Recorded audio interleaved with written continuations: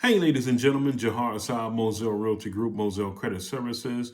Just wanted to make this quick video with regards to those who are interested in selling their home that are married or in the process of separation or divorce. So please stay tuned. This video is for you. And before we get started, please like, share, and subscribe. Again, please like, share, and subscribe.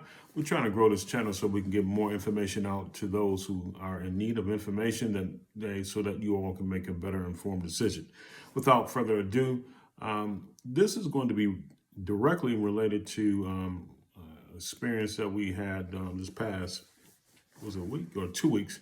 About 2 weeks ago, I was assisting my clients putting an offer in on a home, close to a $500,000 home in North Carolina. And what we did, give you the details of the backdrop.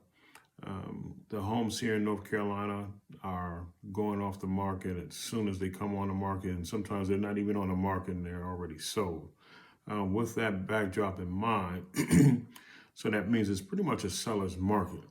And my client were interested in a home that was about $430,000. And we put an offer in of $20,000 over the asking price. So we offered $450,000, which meant that my client would have to have brought $20,000 additional dollars to the table to close. And they were all okay with that. And so we put the offer in at $450,000, and we spoke with the agent who represented the seller, and that they advised that the offer was good to go and they were going to accept the offer. However, that didn't turn out to be the case. So what happened was that the seller, at least the soon-to-be ex-husband, had some challenges, and it really wasn't pertaining to the contract itself.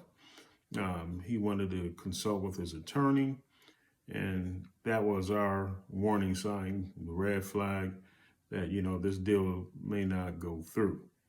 So basically, to make a long story short, and to unpack it a little bit, let me present the offer. We offered $450,000. $20,000 over the asking price, so they would have got an additional $20,000 over to what they were asking. And then on top of that, let's see here, we offered $15,000 in due diligence. Now, what that means here, typically times past due diligence checks, you're looking at $3,000, $5,000. Now you're looking at people literally hundreds of thousands of dollars just in due diligence, and that means that's non-refundable money. So that's like non-refundable. My client wouldn't have been able to get back that $15,000 if my client decided to walk away from the deal or whatever the case may be.